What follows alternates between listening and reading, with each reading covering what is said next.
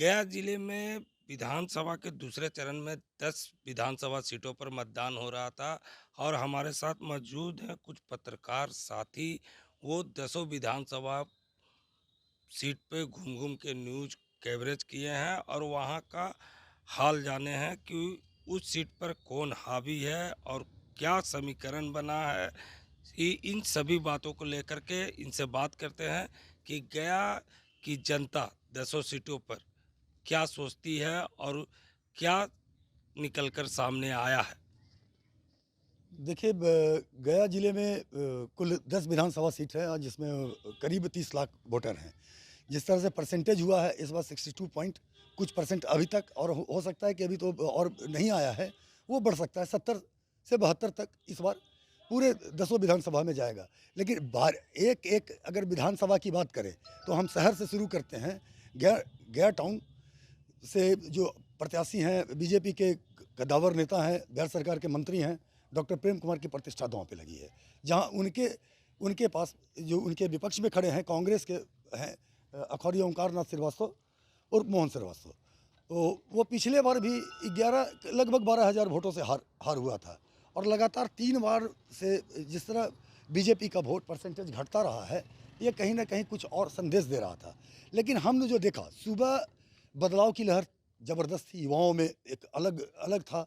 हर लोग घर से निकले हुए थे। युवा जो आप सड़कों पे युवा देखते हैं, जो ज़्यादा इंटरेस्ट लेते हैं लोकतंत्र के महापर्व में, साइलेंट वोट साइलेंट ही रहता है। लेकिन जैसे ही 12 बजने के बाद वोटिंग शुरू हुआ, बदलाव किनारे हो गया और राज्य बेहतर हो इस पर चला गया। यानी कि सीधा सीधी कहें तो जो संभावनाएं बन रही है, फिर लगता है कि 9वीं बार भी ये गृह बुक में नाम दर्ज कराने जा रहे हैं। हाँ, और रही अब इसके बगल में आप चलिए बेलागंज है, क्योंकि यहाँ से मात्र एक जदयू के, अगर कोई एनडीए में जदयू कहीं से लड़ रही है तो वो बेलागंज से। बेलागंज में अभी तुरंत जो सूचना मिली है कि थोड़ा राजद के लोग प्रत्याशी भी थोड़ा बेचैन हो गए हैं और उनको हिरासत में भी लिया गया है। और वो जो हमने देखा, हर जगह घूमे, हर यहाँ तो जाति, जानते हैं कि जाति का वोट बहुत ज़्यादा, लोग इस और ज़्यादा भागते हैं। तो हर जातियों के बीच हम गए, हर बूथों पर गए, तो वहाँ हमको जो भी लगा दिखा कि सिनहरी साफ है। जिस तरह उपचुनाव में मनोरमा देवी ने बाजी मारी थी, इस बार भी झंडा गाड़ने जदयू जा रहा है वहाँ से। बता रहे थे कि फिर से विकास के मुद्दे पर ही यहाँ के युवा और जो महिलाएं हैं उन्होंने वोट किया है। हमारे साथ दूसरे साथी भी हैं, उनसे बात करते हैं। क्या लगता है इस बार गया जिला में 10 विधानसभा सीट है, एनडीए को कितना और महागठबंधन को कितना।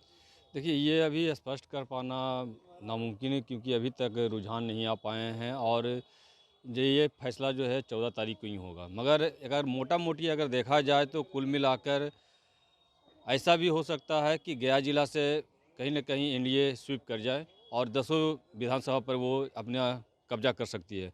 मगर अभी तक जो जानकारियाँ मिल रही है वहाँ पे क्लियर है कि 7 सीटों पर एनडीए मजबूत है और 3 सीटों पर कहीं न कहीं घमासाना भी चल रही है। और ये 7 बजे तक जहाँ-जहाँ पोलिंग है, उस पोलिंग को पूरा होने के बाद ही ये जो अंतराल हैं, ये क्लियर हो पाएँगे। अब हम बात कर लें कि इस बार जो परसेंटेज हुआ है, पिछले बार जो विधानसभा चुनाव हुए थे, उससे 10% बढ़कर इस बार मतदाताओं ने अपना उत्साह दिखाया है और वोट के लिए अग्रसर हुए हैं। और ये कहीं न कहीं लोकतंत्र के महापर्व के लिए एक अच्छा संदेश है, ताकि हमारा जो बिहार है वो विकास की ओर बढ़े। और अगर मतदाता जागरूक होते हैं तो कहीं न कहीं जो सरकार की जो चुनने की कयावाद होती है, वो संपूर्ण हो सकती है।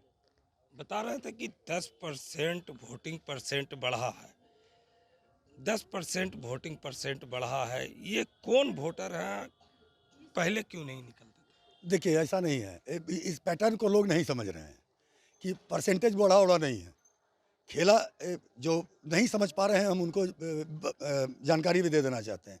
अब एसआईआर हुआ, कई वोटरों को हटाया गया, लाखों लाख वोटर्स हटाए गए जो नहीं थे, जो यहाँ थे भी नहीं, और कोई मृत हो गए थे, कहीं 2 जगह नाम था। अब जो बचे वो लोग वोटर, मतदाता बने।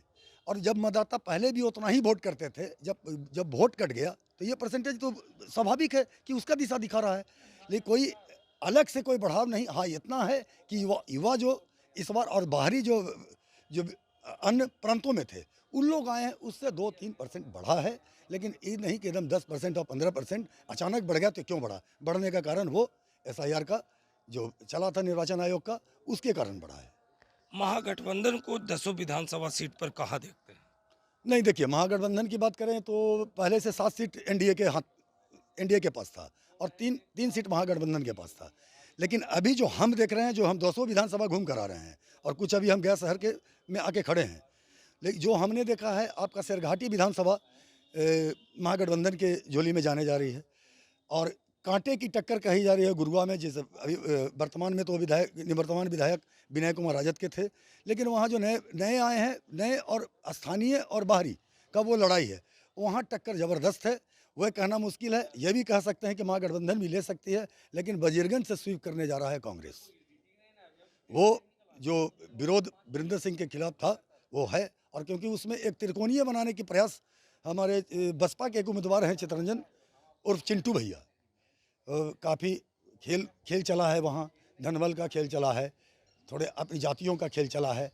वो सब खेल देखते हुए भी लग रहा है कि चितरंजन जी खेल एनडीए का बिगाड़ दिए हैं। बता रहे थे कि महागठबंधन और एनडीए में टाके की टक्कर है कुछ सीटों पर।